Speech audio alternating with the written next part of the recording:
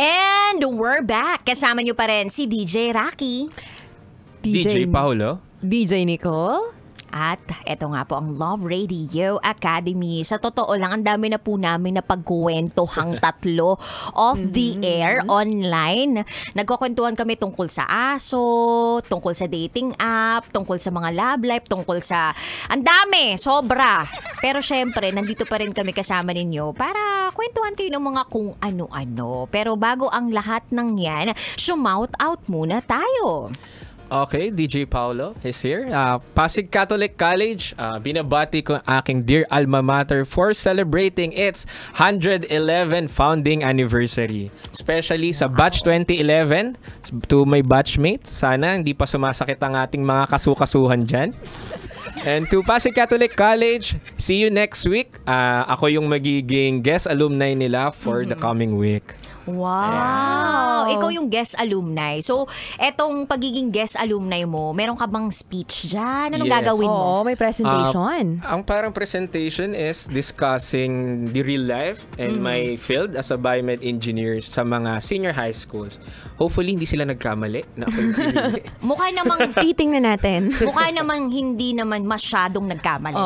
Konti lang. Konti lang. Baka mamaya ang speech mo dyan, okay lang maging pasaway kayo ngayon. Kasi pwede naman kayo sumeryoso sa ibang pagkakataon. Pag nakagraduate na kayo. Pero masasabi nyo ba, nung kayo ay high school pa lamang, naging mabuti kayong estudyante, naging mabuti kayong anak, masunurin kayong anak sa inyong mga magulang, as in super duper straight na, okay, mag-aaral lang ako. Ganun. Masasabi nyo bang ganun kayo nung nag-aaral kayo ng high school? Ako masasabi kong hindi ako ganon. Bakit DJ Nicole? Sa ganda mong yan. Mukha pa naman si DJ Nicole na hindi makabasag pinggan. Alam mo yung parang laging, yes mommy, yes daddy. Ganun lang siya. Akala din ng ibang tao eh. Pero hindi. Pero hindi. Actually, sobrang nag-explore ako nung high school. Paanong exploration to? Naging Dora ka? Ganon. Siguro kasi galing ako ng province, nung Okay. elementary. So pagdating nung high school, na-culture shock ako sa Manila. Ang dami palang pwedeng gawin dito. Oh, so ano yung mga pinaggagawa mo? Ayun na nga. Actually, nag-start ako noon na maggala-gala. Okay. Hindi ako nagpapaalam kasi alam ko di ako papayagan eh. So talagang nagre-reason out ako na birthday ni ganito hanggang sa umabot na 10 na yung nag-birthday. Nagtaka na yung nanay ko. Oh my gosh. Ayun, nahuli. Saan ka nahuli? Nahuli na hindi talaga sa birthday pumunta. Nahuli ka nagsinungaling. Oo. Hindi ka naman yung pinuntahan sa mismong venue, kung saan ka nagpa-party, ganyan. Merong time na umabot doon, nagpatawag pa ng pulis. OMG! Ang hirap mo maging kaibigan. Uy, grabe. Buti di tinatawagan yung mga kaibigan mo. Nawala Meron din. kasi ako noon, nanakawan ako ng phone. So parang nawalan sila ng contact sa akin the whole night. Sabi ko, attend lang ako ng concert, ganyan. Pero syempre party talaga yung Saan tong inattendan party ko. na to? Makati? Sa Timog. QC? Grabe. Ilang taong ka nito? Siguro mga kaka-18 ko lang neto. Oy, safe. Kaka-18 ko lang. So parang party era ko talaga. Ay, oo. Ganyan yung mga senior high walwalan school to. era. Oo, ganun. So parang pinahanap nila ako, mga kaibigan ko, ganyan. At itong si Magnanakaw, sinagot ang call ng nanay ko. OMG! Grabe, sobrang lala. So nag-worry yung parents ko kasi bakit may ibang sumasagot ng phone niya? Baka nalasing siya or whatever. Ayun, may dalang pulis sa Timog. OMG! And then, nung nagising ako the next morning. Wait lang. Gusto ko lang linawin. Lasing ka na nun? Hindi pa, pero nakitulog ako sa kaklase ko. Wait. So, So nakita ka ng mommy mo at nung pulis saan? Sa mismo? hindi nila ako nahanap. Hindi ka nila nahanap. Pero Hindi alam nila mo na ako may dala nahanap. silang pulis. Kasi, the next day, kasi umuwi muna ako sa kaklase ko since natatakot ako sa parents ko kasi nga nawala yung phone ko. Bago yung phone ko noon. OMG. Tapos, pagdating ng morning, bumalik ako dun sa place kung saan kami nag-party. Sabi nung mga bouncer, hala ma'am, ikaw yung hinahanap ng mga tao dito kaninang madaling araw. May dalang pulis ang tatay at nanay mo. Shucks. Ayun na. Tinawagan ko yung lola ko para siyang magsabi sa parents ko na nanakawan ako. Na-safe ka naman. Yeah. So, buti hindi ka nila pinablotter kasi 24 hours yun, diba? Parang bago malaman na masabi na missing person. Totoo. Nakauwi naman ako after ko dun sa Okay, sa gusto place. kong malaman kung anong unang sinabi sa'yo ng nanay mo pagtapak mo ng bahay ninyo. Actually, concerned siya. Nagulat ako, hindi siya galit. Okay. Oo, concerned. More on saan ka galing, anong nangyari sa'yo, okay ka lang ba? Ganon yung mga Oo. tanong. Or siguro na pag-good shot na ng lola ko. Mas nangibabaw na lang talaga yung pag-aalala sa iyo. Yes. Tsaka nanakawan ka naman, valid reason. Oo. It's just that nagsinungaling ka lang talaga kung nasan ka. Actually. Ikaw naman, DJ Paolo. Ako naman, sa academics, so okay lang din. Pero hindi ako ganun kapasaway that time. More on, sali ako ng sali ng kung ano-ano. Kaya nga sabi nung mother ko, ano ba talaga gusto mo sa buhay? Ano tong mga sinasalihan mo? Mga Like mga co-curricular? Yes, ang dami kong co-curricular nung high school na eventually hanggang college nadala ko. Pero for me, network naman yung nakuha ko without. Dahil nga marami ka nang nagiging kaibigan. Yes. Nandyan yung nag-boy scout ako, sumali ako ng Wow. dance troupe. Kahit hindi ako marunong kumanta, nag-choir, whatsoever. Seryoso yan. Confident. Sample nga. Sige, sample. 1, 2, 3, go. Hindi nga ako marunong kumanta. Kaya hindi ko na rin tinuloy. Naisip niya lang pala. Naisip niya. Akala ko naman papalalaban kayo sa'yo. Kaya nga Akala ko ready naman- Pinipili natin ano yung dapat nating ipaglaban dito.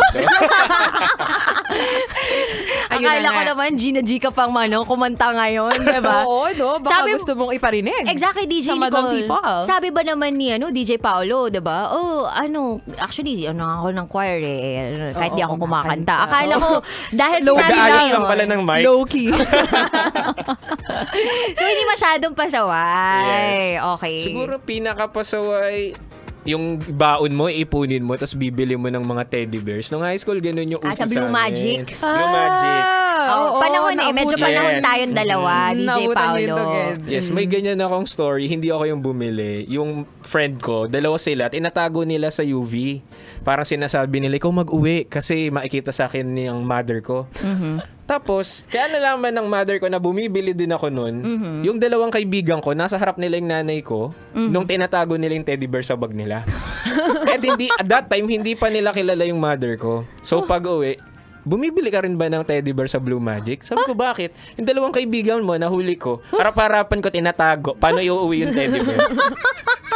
Ayun na nga. Nalaman yung galawan. Oo. Pero kasi nung time na yun talaga yung uso. Tapos, pag may dala ka nun, ganda ka, girl. Oo. as Pag in. nakatanggap ka nun, diba? Parang ang Actually. ganda-ganda mo. Uso di yun nung high school. Actually, high school din ako. Yung mga pa-surprise. Oo. Diba? Uso Tapos yun uso pa dati. dati yung mga stationery. Oo. Diba? Nawala na yun ngayon kasi meron ng FB na lang, diba? Oo nga. DM, PM, ganyan. Pwede namang video call, ganun. Suki ako ng ganyan nung high school tsaka nung college. Yung may pa-kartolina pa. Hindi ko rin alam bakit ko ginagawa siya nung Ang high school. effort, ha? Hopeless Effort. romantic po si DJ Paolo. Grabe yun, ha? A for effort. A for effort. Pero nag-materialize naman, diba? Dun sa girlfriend ko ngayon, hindi na ako ganun. So feeling ko pag yun yung ginagawa mo. Teka lang ha, parang magandang bagay ba yun? Hindi ka na gano'n. Hindi, siguro for things like that kasi hindi siya sustainable. Ang hirap niyang i-sustain ha. Monthly ka magaganon. Hindi.